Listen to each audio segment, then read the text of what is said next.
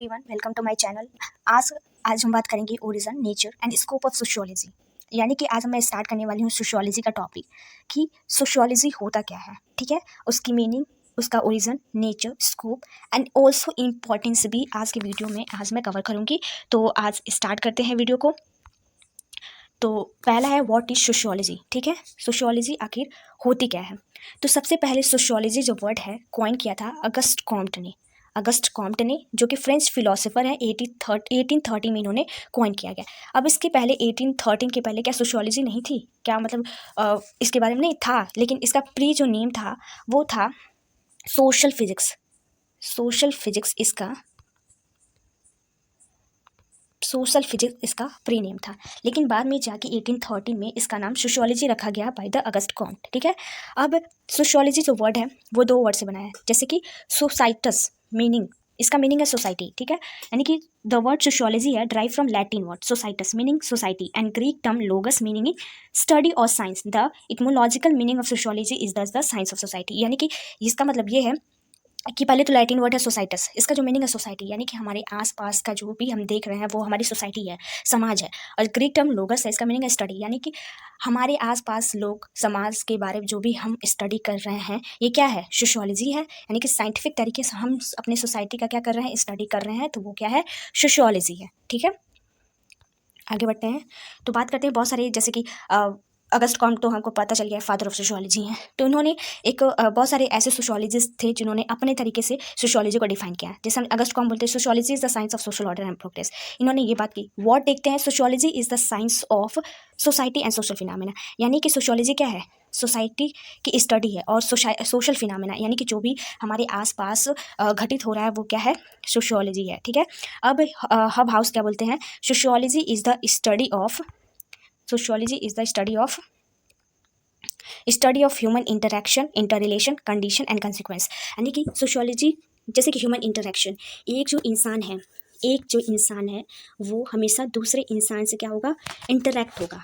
ठीक है, उससे बातचीत करेगा, उसके बिहेवियर का पता चलेगा, और उसके बीच का इंटर रिलेशन, यानी कि क्या उसके बीच का रिलेशन है, उसका बिहेवियर क्या है।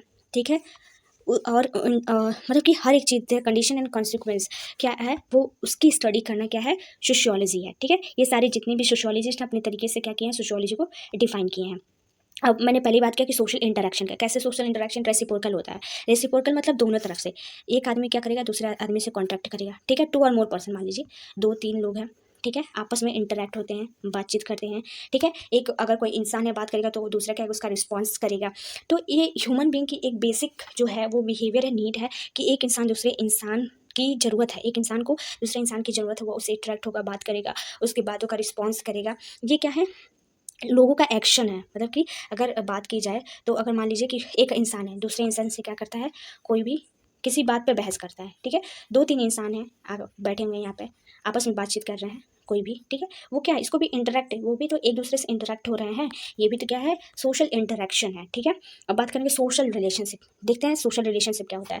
यानी कि एक इंसान से दूसरे इंसान का क्या रिलेशन है, जैसे कि नॉर्मली हमने एग्जाम्पल लिया कि एक आदमी है और एक औरत, मैन एंड वुमेन है। ठीक है, वो या तो मान लीजिए कोई भी मेंबर है, ठीक है, वो तो बर्न हुए हैं, तो वो उनका नेचर है कि वो क्या करेंगे, लाइफ टाइम क्या करेंगे, एक दूसरे के साथ रहेंगे। ठीक है, ये एक पैटर्न है सोशल रिलेशन का। ठीक है, जिसको मतलब सोसाइटी का एक रूल है जो कि क्लोजली बाउंड अप है, कि मान लीजिए, और उसको एक्सेप्ट करना पड़ेगा, एक इंसान है, मैन एंड वुमेन। ठीक है, हम सोसाइटी में देखते हैं कि वो क्या कर रहे हैं, एक क्लोजली बाउंड है। ठीक है, एक रिलेशन में, जो कि मतलब कि वो क्या कर सकते हैं, स्पेंड हिज लाइफ टाइम, यानी कि इंसान जब जन्म लेता है, ठीक है, वो एक ग्रुप में जन्म लेता है, वो अकेला तो जन्म नहीं लेता है। ठीक है, अकेला तो जन्म नहीं लेगा, अकेला रह भी नहीं सकता है, वो उसको एक ग्रुप की जरूरत है, एक सोसाइटी में लोगों की जरूरत है, वो उनसे डील करेगा। ठीक है, और उन्हीं के साथ वो अपनी लाइफ टाइम, मरते दम तक क्या करेगा, रहेगा, स्पेंड हिज लाइफ टाइम। ठीक है, ये होता है सोशल, एक इंसान का दूसरे इंसान के साथ रिलेशन। ठीक है, ये होती है सोशियोलॉजी। अब देखते हैं नेचर ऑफ सोशियोलॉजी। ठीक है, क्या सोशियोलॉजी मतलब क्या करता है, साइंस ऑफ सोसाइटी, यानी कि क्या साइंटिफिक तरीके से सोसाइटी का क्या कर रहा है, मतलब कि स्टडी कर रहा है, क्या उसका नेचर है। ठीक है, अब देखते हैं कि एक रॉबर्ट स्टीड हैं, उनके अनुसार sociology is a scientific in nature having the following characteristic. ठीक है, मतलब कैसे हम साइंटिफिकली तरीके से हम सोशियोलॉजी की स्टडी करते हैं।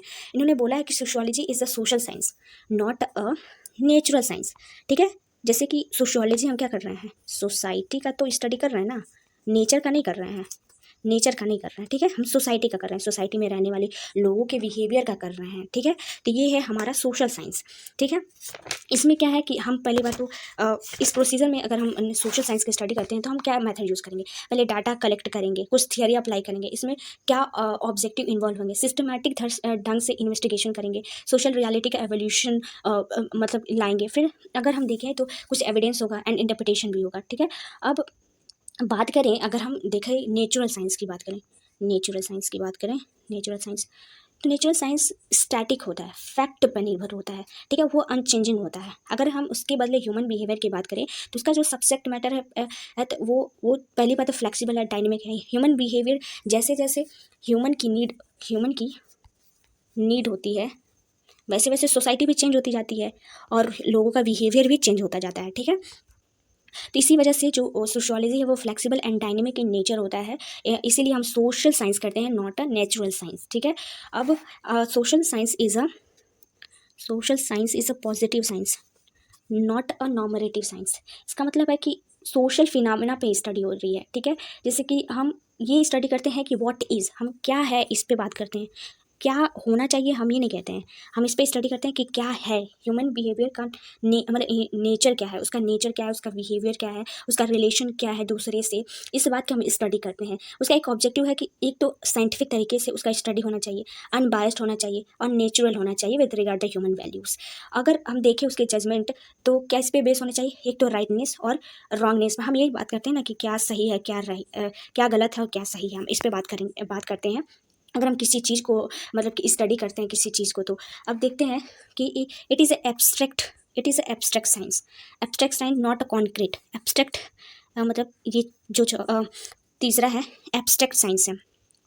ये कहता है कि अगर हम कॉन्क्रीट की बात करें, मान लीजिए कॉन्क्रीट है, वो डील किससे करते हैं, मटेरियल थिंग से डील कर रहा है, मटेरियल थिंग जिसको एग्जिस्टिंग फॉर्म में है, जिसकी हम जिसको टच कर सकते हैं, जैसे फ़ैन हो गया, बेड हो गया, चेयर हो गया, कुछ भी जिसको हम देख सकते हैं, फील कर सकते हैं, वो तो होता है कॉन्क्रीट होता है। लेकिन एब्स्ट्रैक्ट जो साइंस है वो किससे डील कर रहा है, वो डील कर रहा है ऐसा रियल ऑब्जेक्ट जो बस हम फील कर सकते हैं, जो हमें नॉलेज हो, नॉलेज एक सेकेंड, नॉलेज हम उसे देख नहीं सकते हैं, ठीक है, हम उसका नॉलेज बस होना चाहिए।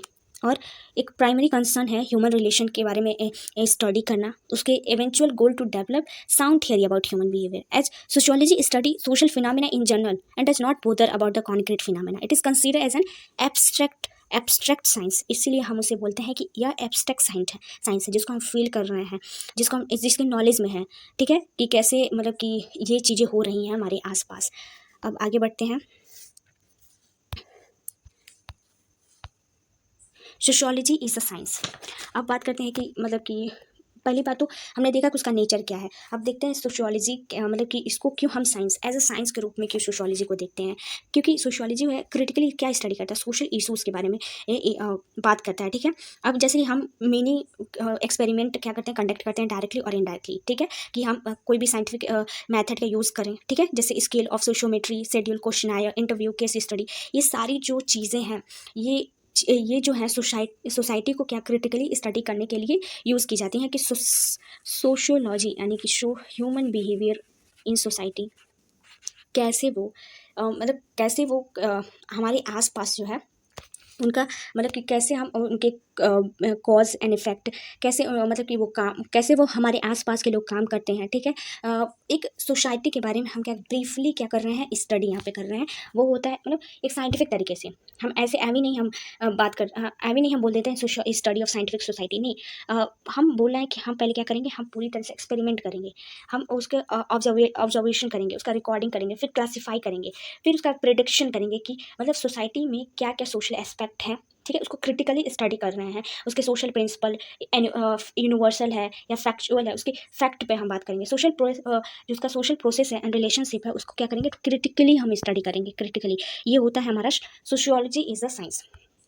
अब इम्पॉर्टेंस और यूटिलिटी ऑफ सोशियोलॉजी देख लेते हैं। तो पहला हमारा है sociology make scientific study of society. मैंने बोला सोशियोलॉजी को बस स्टडी नहीं करेंगे, साइंटिफिक तरीके से हम क्या कर रहे हैं, इसका स्टडी अध्ययन कर रहे हैं। Sociology study the role of institution, the development of individual such as house and family, the school, education, community, association etcetera, ठीक है। तो जो सोशियोलॉजी का मतलब हमको जिसका रोल क्या है डेवलपमेंट में, इंडिविजुअल के डेवलपमेंट, जैसे हम house, family, school, education, community, association, यानी कि इन सब चीज़ों का जो हम स्टडी कर रहे हैं, उसका एक इफ़ेक्ट पड़ रहा है। एक इंडिविजुअल के ऊपर क्या हो रहा है, क्या डेवलपमेंट हो रहा है, हम ये सारी चीज़ें क्या कर रहे हैं, इसकी इंपॉर्टेंस है। To study the sociology is indispensable of understanding the planning of society, यानी कि एक तरह से देखा जाए तो हम अंडरस्टैंड करेंगे सोसाइटी को कि वो किस तरह से मतलब सोसाइटी में लोगों के बिहेवियर के बारे में हम क्या क्या स्टडी कर रहे हैं। ये भी तो इम्पोर्टेंस है सोशियोलॉजी को स्टडी करने का। और मतलब कि अगर ये भी बात, अगर सोशियोलॉजी अगर हम बात की जाए तो क्या कहते हैं, helps to understand in the world we lives. अगर कोई इंसान यहाँ पे अगर इस वर्ल्ड में रह रहा है तो उनको समझना आसान हो जाएगा, ठीक है। अगर हम सोसाइटी में जाके अगर हम समाज को अगर हम जानते हैं कि कैसे लोग रह रहे हैं, कैसे उनके आसपास का जो एरिया है, कैसे मतलब उन्होंने मतलब एक तरीके से माहौल जो है, अगर उनको बारे में हम स्टडी कर लेते हैं तो उनको रहना एक तरह से आसान हो जाता है, ठीक है। अब sociology contribute making good citizen. अगर हम बात करें सोशियोलॉजी की, तो मेकिंग गुड सिटीजन ये क्या करता है, गुड सिटीजन बनाता है, ठीक है। अगर बात की सोशियोलॉजी, अगर हम उसका अध्ययन करते हैं तो हमें एक अच्छा इंसान बनाता है। हम एक अगर सोशियोलॉजी की बात करें जाए तो major contribution in our life, अगर हम बात करें तो हमें रहने सहने तौर तरीके हर एक चीज़ के बारे में सोशियोलॉजी हमें बताती है, जिसका मेजर कंट्रीब्यूशन है हमारे लाइफ में, ठीक है, गुड सिटीजन को बनाने में, ठीक है। यहीं पे वीडियो को एंड करते हैं। अगर आपको मेरा वीडियो अच्छा लगता हो तो प्लीज़ लाइक करें, शेयर करें, सब्सक्राइब करें to my channel. Thank you so much.